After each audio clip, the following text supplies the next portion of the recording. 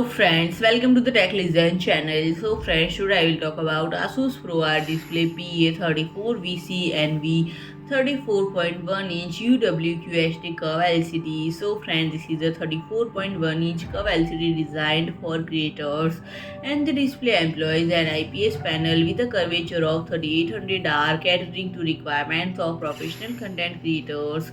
And friend, the liquid crystal panel encompasses a white color gamut of 100% sRGB, recording 709. Meticulous factory calibration ensures the color accuracy better than Delta E2, guaranteeing precise and true to life color reproduction in displays, images, and the monitor features a USB Type-C port capable of delivering up to 96 watt of power, and it boasts a DisplayPort display chain functionality allowing seamless connection between multiple displays, and additionally a built-in docking station offers enhanced connectivity with a USB hub and wire LAN capabilities, and the key specifications include a luminance of 300 kmA per meter square, contrast ratio of 1000 jam1, a response time of 5 milliseconds, and a refresh rate of 60 Hz with support for 1073.7 million colors and viewing angle of 178 degrees both horizontally and vertically. The display meets the demands of diverse creative tasks, and it is also compatible with HDR10,